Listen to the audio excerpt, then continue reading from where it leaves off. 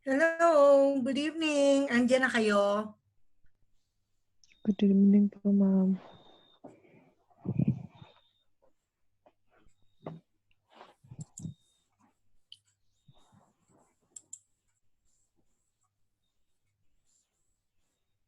Hi, magandang gabi. Naririnig niyo ba ako? Yes, ma'am. Walang sound. Yes po, ma'am. Naririnig po. Hello? Yes, ma'am.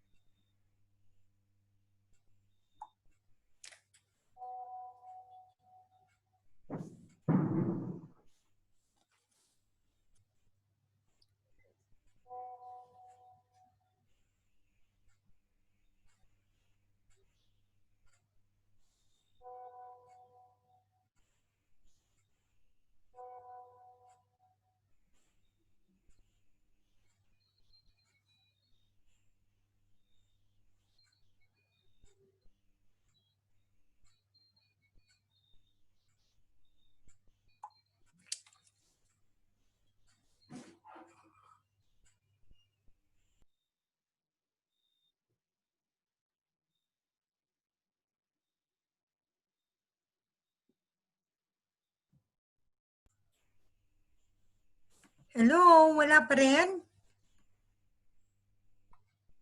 Hello? Hello po, ma'am.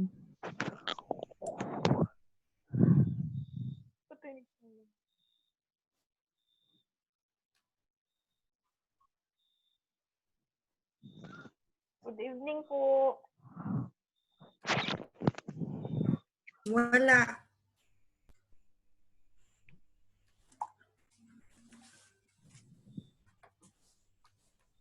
Bakit? Anong problema?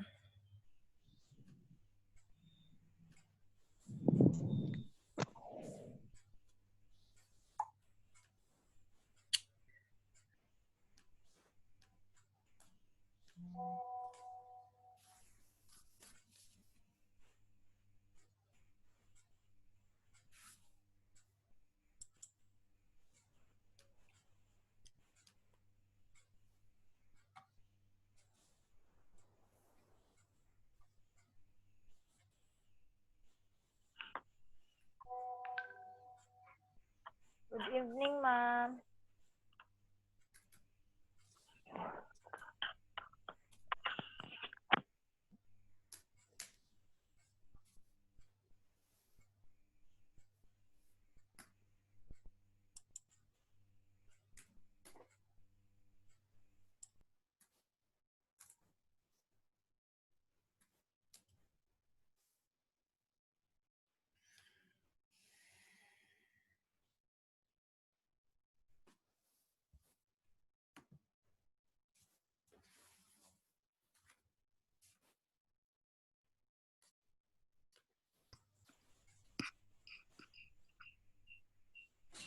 Jo, bakit wala akong sound?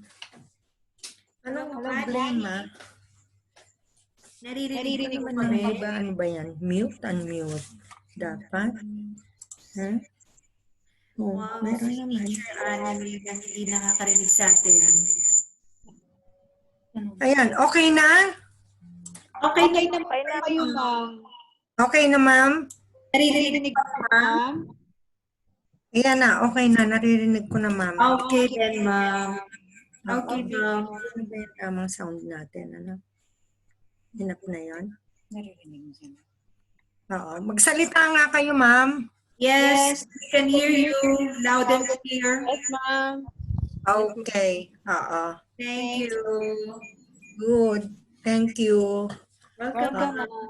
Magandang gabi sa inyong lahat. Magandang Medyo gabi po. Thank you. So, I hope maka-catch up tayo. Medyo mukhang mahaba yung ating lesson for today. Kasi, dalawa yung ating itatackle ngayon, i-handle.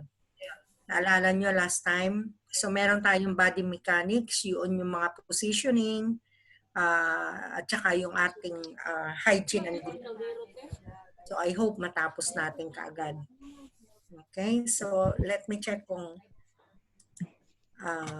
i-present ko sa inyo yung slide. So, kumusta ang ating linggo? Okay naman po. Okay lang tayo. Okay Sandali, naman. kukunin ko yung ating lesson for today.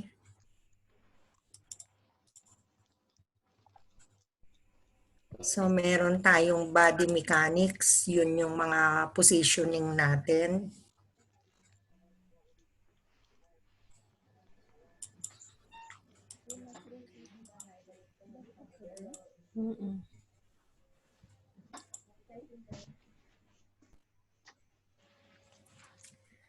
Okay. Nasa inyo na to ang slide. Nakikita nyo lahat. Yes po. Yes, ma'am. Okay. So, body mechanics tayo ngayon. Ready for the body mechanics? So, pinag-aralan na natin noon yung just a little bit of the introduction doon sa ating mga positioning, di ba? So, ngayon, we will just our lesson for today is all about body mechanics. So, what learning objectives do we have to understand for today's lesson? We have the definitions, principles, and guidelines about body mechanics, patient positions, lifting patients, moving and repositioning patients, transferring, the purposes, and the procedure. So let's get started. Body mechanics. Ano ba ibig sabihin ng body mechanics? So it is a term used to describe the ways we move as we go about our daily lives. It includes how we hold our bodies when we sit, stand, lift, carry, bend, and sleep. So poor body mechanics are often the cause of back problems. Kaya pagka hindi maayos yung ating posisyon sa pagtulog man, while sitting, while doing our daily activities, lifting, carrying, bending, and sleeping, so nagkakaroon tayo ng back problems. May back injury tayo. So it is the safe use of body using the correct posture, bodily alignment, balance, and body movements to safely bend, carry, lift, and move objects and people. So an example of a good body mechanics principle is to push rather than pull objects and people. So hindi natin kailangang mababali yung likuran natin pagka hindi tayo nag-perform together with the good body mechanics. Okay? So sabi niya, it's rather better to push than pull. Better to pull than push. Better push than pull. Okay? So body movement requires coordinated muscle activity and neurological integration.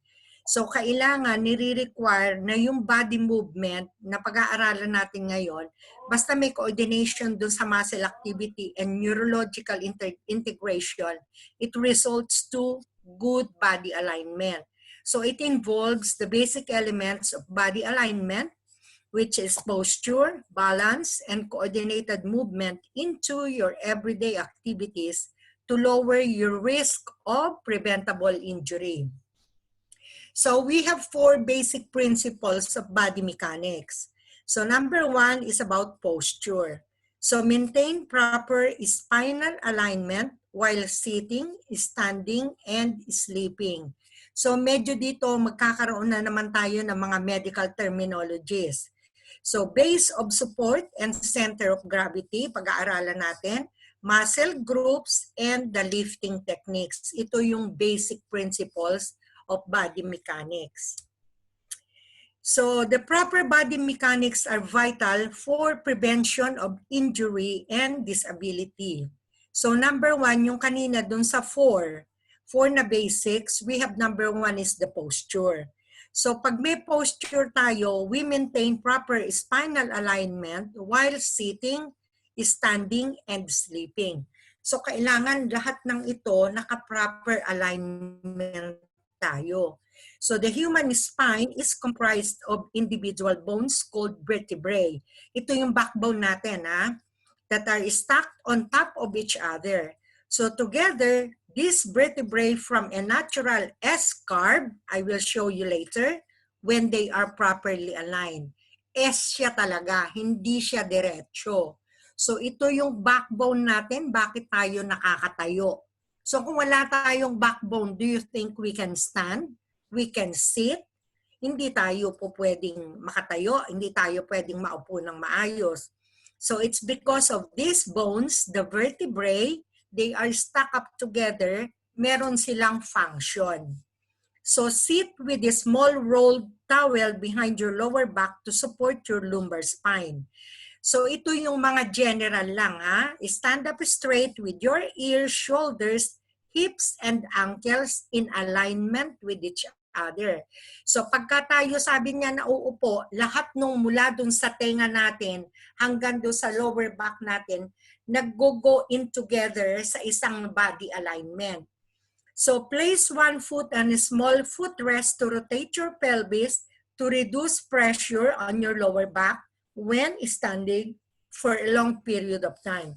So yung long period of time na to, binibigyan tayo ng idea kasi during our time of yung mga duty hours natin, the working time natin sa pagtatrabahuhan natin, it's a long 8 hours to 16 hours tumatayo ang nursing, yung mga medical people, yung medical healthcare providers.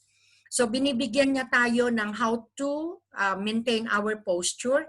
Kung meron tayo, sabi niya, place one foot on a small footrest to rotate your pelvis. So ito yung mga body mechanics na tinatawag natin.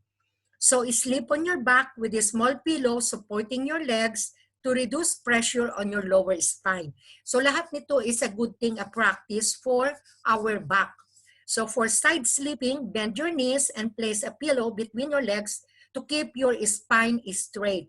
So lahat-lahat ng ito, yung bodily posture, it help us to maintain body alignment. So nare-reduce yung ating mga pressure sa ating spine. So going to the second, we have the base of support center of gravity. What does it mean? Widen your base of support by placing your feet shoulder width apart before lifting, pushing, or pulling. So lahat ng sinasabi ko ngayon, just imagine mo kung paano ginagawa ang sinasabi natin na support center of gravity. So sabi niya, widen your base of support by placing your feet, yung shoulder, and the width apart before lifting, pushing, or pulling. So bakit tayo nagkaka-back problem or back injury? Kasi kung minsan pagka meron tayong dinadampot o niyuyuko o nagbibend, naglilift, nagpupul, ang tendency, di ba, nawawala tayo sa alignment.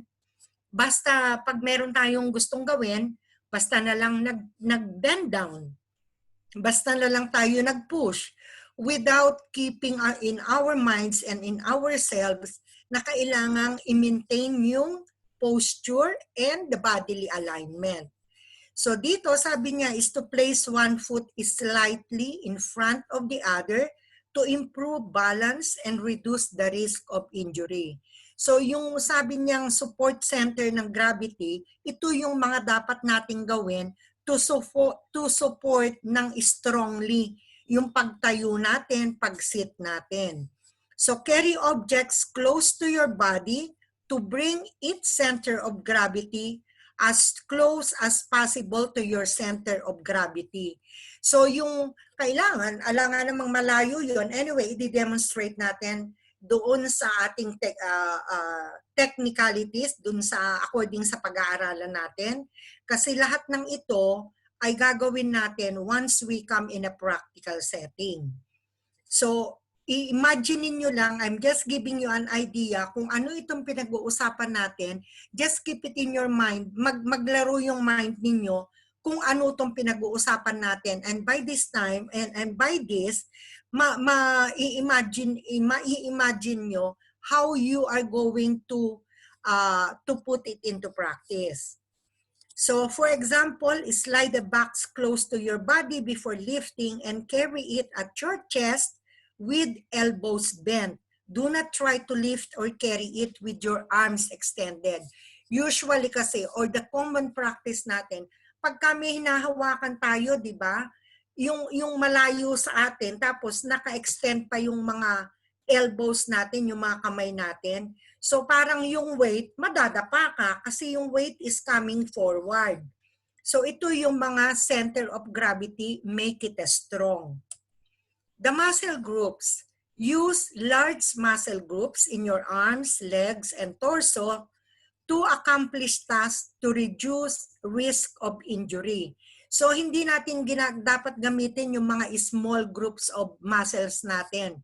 So ang ginagamit natin dito yung mga large muscle groups. Sila yung very strong, yung nasa kamay, nasa legs, at saka nasa dibdib natin.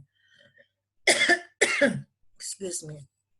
So for example, to pick up a box from the floor, squat down and use your legs to bring yourself upright rather than bending over and lifting the box with your arms.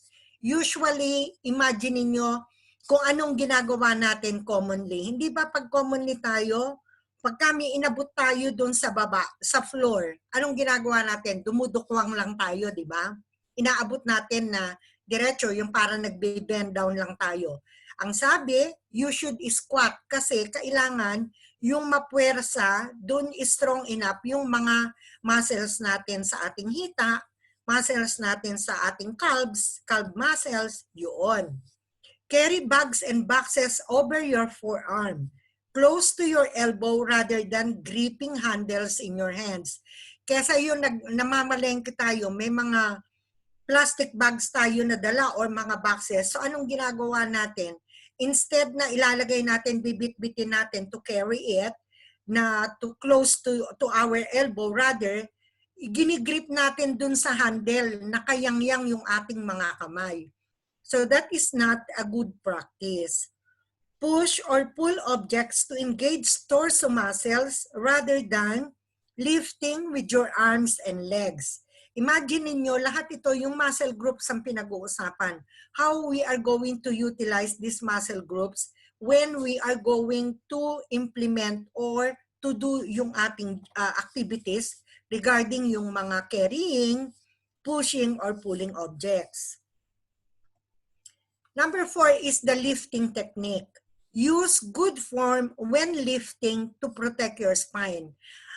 Just remember, lahat ng pinag-uusapan natin, it's about our spine. Yung back, vertebrae natin, yung ating backbone. Okay? So keep your back straight and squat down to the level of the object before lifting.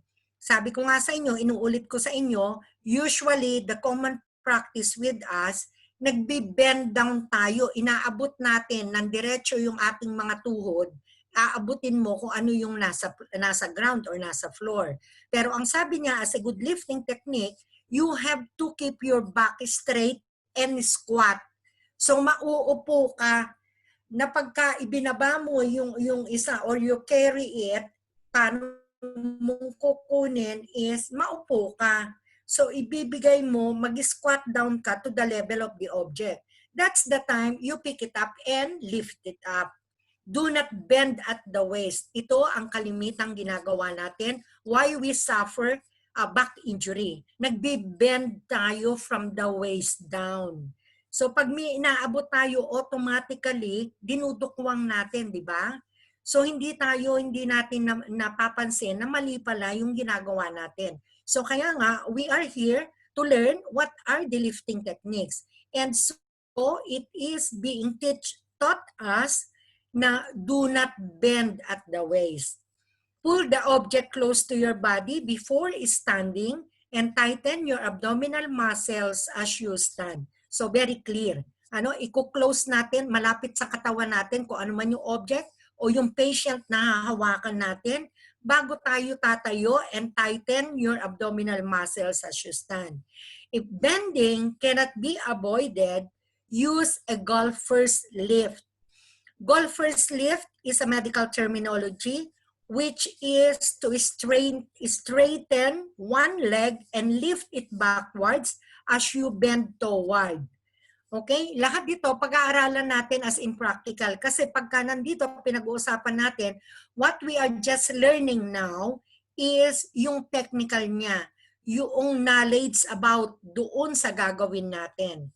So this will prevent your spine from bending, reducing risk of injury.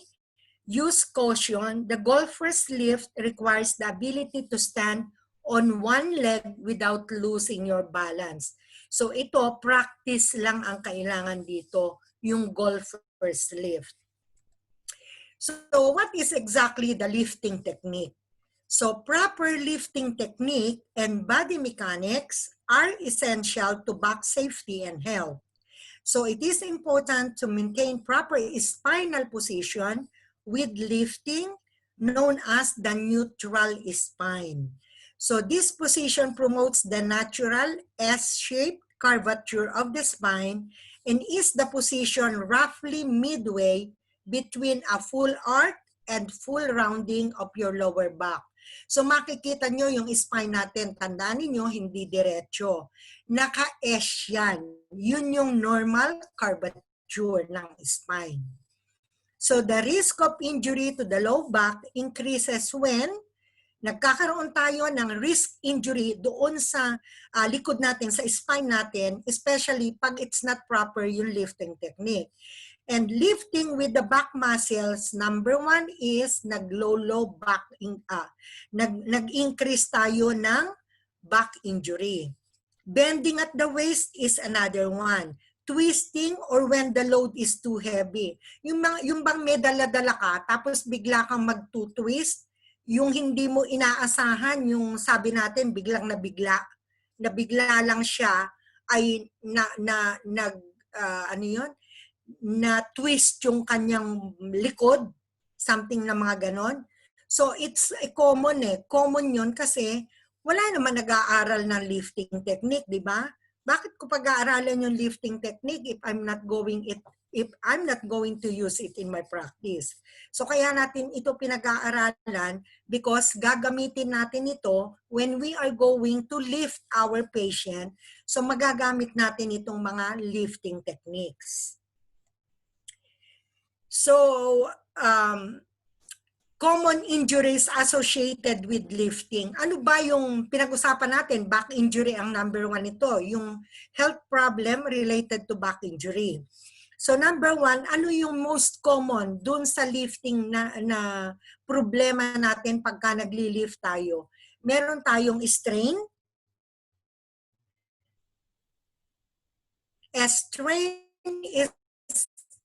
is also a stretch or tear. Ano nyo, pag pinag-uusapan natin ang strain, ang pinag-uusapan dito ay muscle or tendon. Tendons link muscles to bones. Magkakadugtong yan. I will show you a photo after this.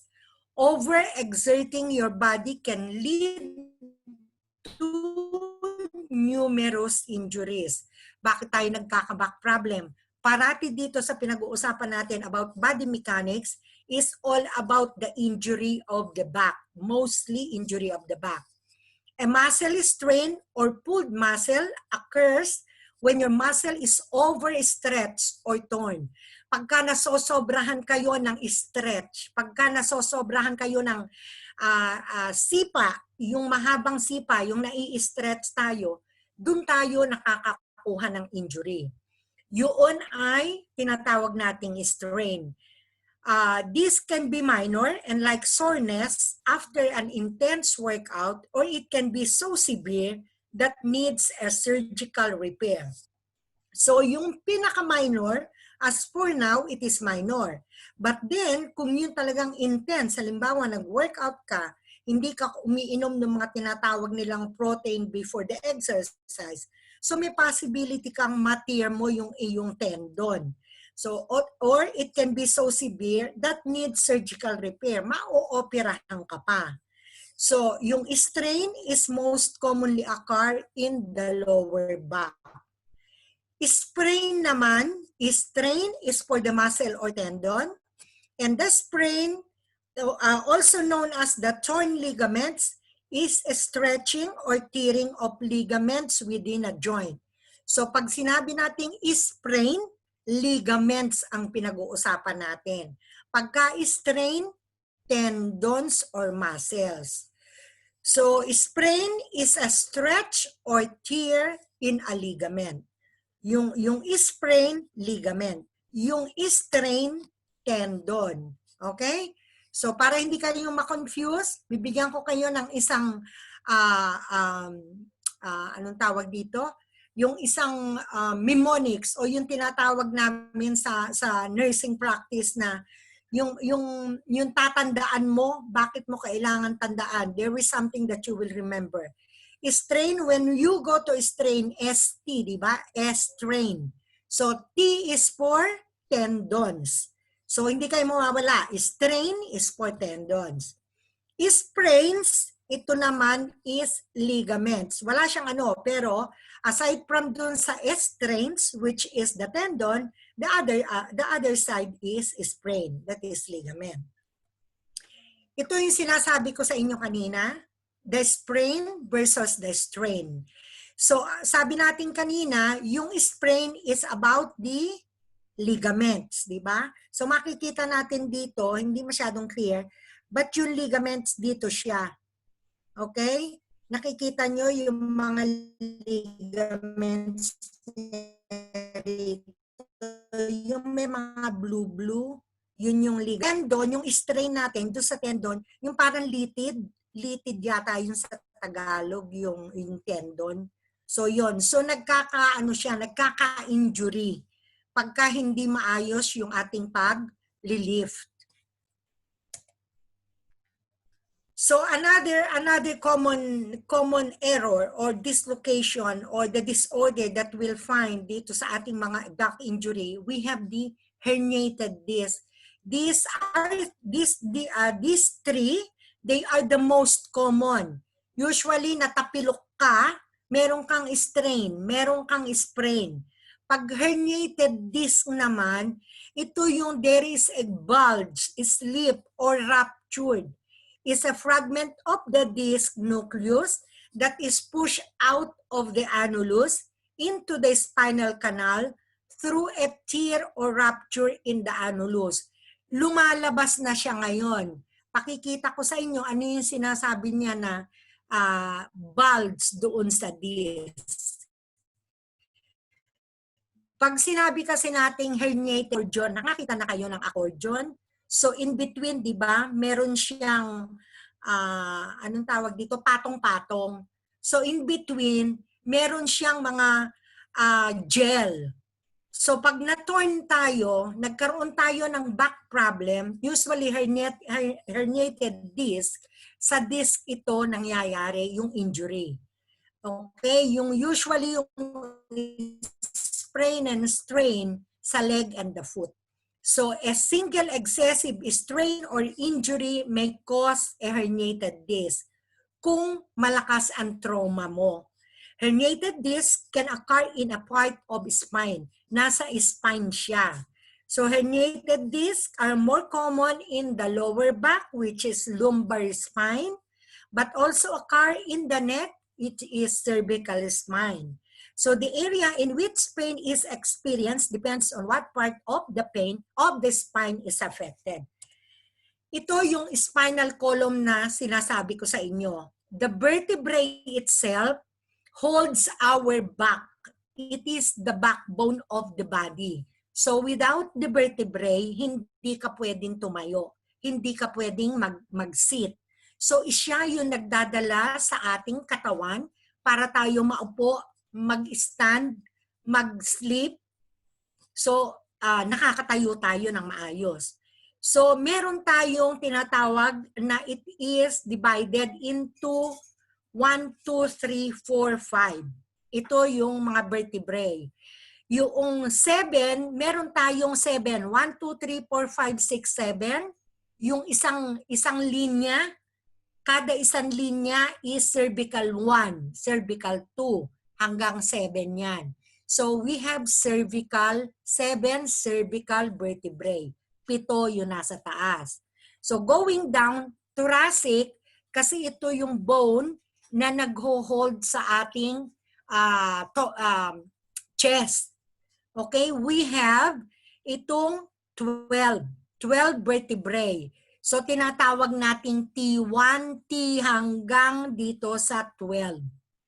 Yung isa kanina is C. Cervical stands for C.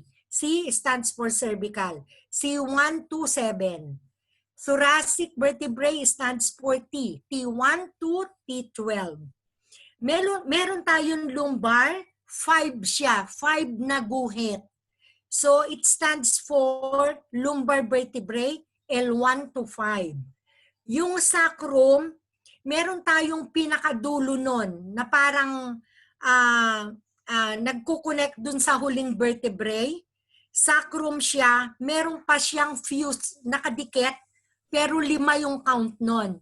Kaya kung ikaw nasaldak, may pelvic ka, pelvic injury, ito ang itong buto na to ang na-involve. Yun naman pinakadulo, yung coccyx na tinatawag natin, meron pa ring 4 yun pero naka-fuse. Magkakanyo yung drawing na yan. Yung coccyx is the last of the vertebrae. Para siyang buntot na matulis na. Okay? Doon na yun sa may pagbaba na nung malapit sa puwitan natin. Kaya pag ikaw nasal, ito ang nababali. Okay? Naintindihan nyo? Ito ang vertebrae. So going forward, ito ang ipapakita ko sa inyo kung paano nagkakaroon ng herniated disc. Yung pagkatayo ay nagpuwersa na magbuhat. Pagka improper yung lifting technique natin, so it causes us to have cervical disc, spinal or spinal cord disc hernia. Bakit sila tinawag na ganito? Kasi yung affected area o yung nag-bulge, yung umusli yung mga gels in between caused by the injury or yung tumatanda ka na. So tignan nyo rito sa cervical, dito makikita natin dun sa may red point, yung merong ganon, doon yung cause nun, nagbabulge out, may lumalabas na gel in between dun sa kanyang mga hiwa. Okay? Dito naman siya, nakikita nyo yung S, dun sa may S na yon sa spine. While lumbar, ang pinaka-common. Doon sa lumbar natin, doon siya yung herniated disc sa lumbar. So, inuoperahan lahat ito. Okay? So going forward, with regards to the body mechanics, we are going to talk about ergonomics, mga medical terms na ito. So ergonomics or human factors is the scientific discipline concerned with the understanding of interactions among humans and other elements of the system, and the profession that applies theory, principles, data, and methods to design in order to optimize human well-being, and overall system performance. Ang pinag-uusapan natin kanina is body mechanics. Yung study about yung ating mga techniques, okay? Yung body mechanics, how we sit, how we stand, how we move, yung daily activity natin. So, ang ergonomics naman, it's all about the human factors. Kung ano yung mga elements that correlates with the human factors, yung ginagawa nating overall system performance natin. And ergonomics from the Greek word ergon, meaning work, and nomoi, meaning natural laws.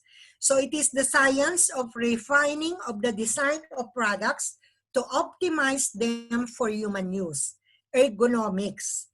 Human characteristics such as yung ating height, weight, and proportions are considered as well as information about human hearing, sight, temperature, preferences, and so on. And ergonomics is sometimes known as human factors engineering. So lahat ng ginagawa natin in our